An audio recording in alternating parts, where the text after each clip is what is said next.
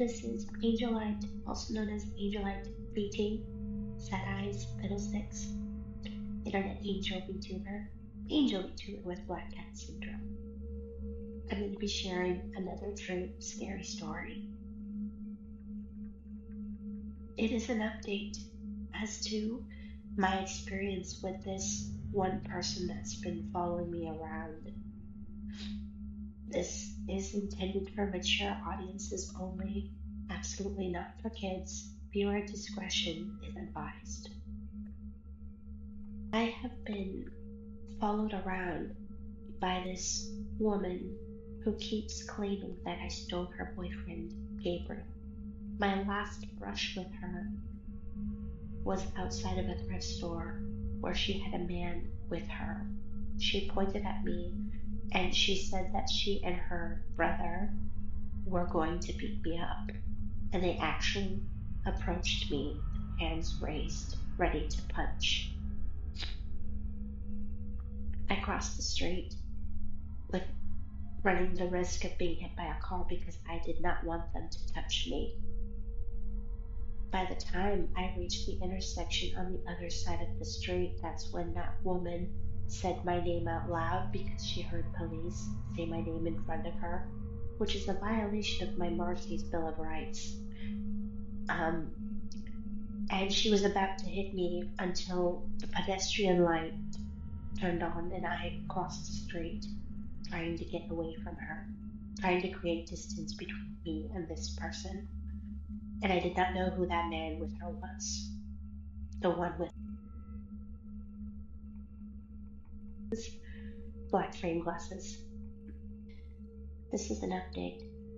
I was minding my own business, like usual, in that same quiet space that I like to take solace in. I was, basically keeping to myself, and this man wearing a backpack, a beanie, and black framed glasses, hipster style glasses, approached me. And he tried to have a conversation with me, saying that he was interested in me and that he thought that I was an interesting person. And my red flags went up. I had these bad vibes from him. I just had a bad feeling the moment I looked at him, that his intentions were not honest. And based on what I experienced being out here against my will, like this, I did not feel safe being alone with this man. I immediately nipped it in the bud and basically told him that I do not want to be approached for shallow reasons. And I already told him that I've been mistreated on the street by complete strangers, especially homeless people and drug addicts, and that I was followed around and that I was already beaten from being left alone and for not being able to get away or find a proper hiding place. And,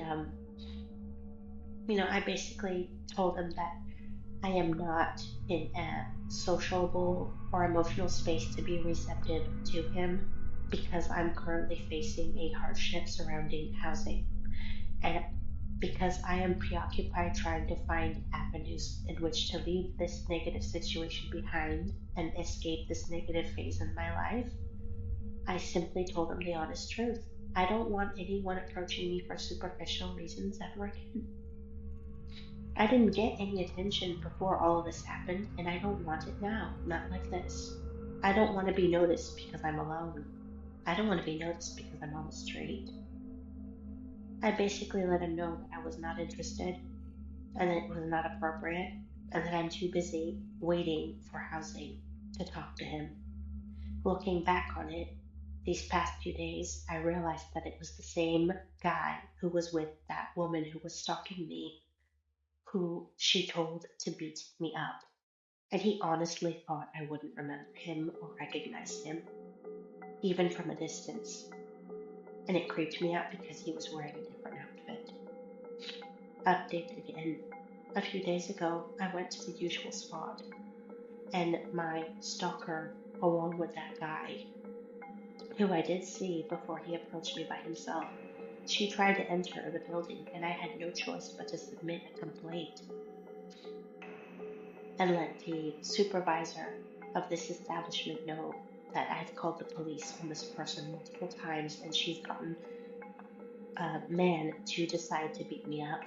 And I've been stalked by this person and this guy who accompanies her, and I was warned by her many times that she knows a group of people, so that kept me on edge and on my guard. Like, it makes me wary, and they want to say that I'm paranoid when, you know, when you're alone like this, you're greatly outnumbered. You don't know who is friend or foe and who has it in it for you and who would make it seem like your death was accidental, or an overdose. So it's like, I'm sober. I don't do drugs at all because, well,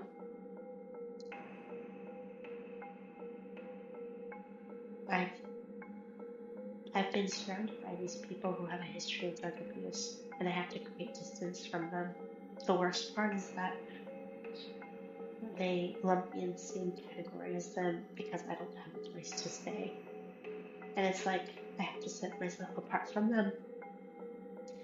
I don't want to be their role model, and I don't want them to use me as a means to get close to other people by copying what I do to get people to feel sympathy for them when I'm trying to get out of here. I've never lived this way before, and I really want this to stop. That's the end of my update with this scary story. This guy, he had such nerve to talk to me after what I've been through, my train wreck of a life, and he wants to show up and try to be sociable. Like, spit in my face and slap my face, why don't you? No, not really, I'll call the cops on you if you do. And I've already gotten a black eye. I don't want any more beatings. People I don't know, who don't even know my mom's first name. End transmission.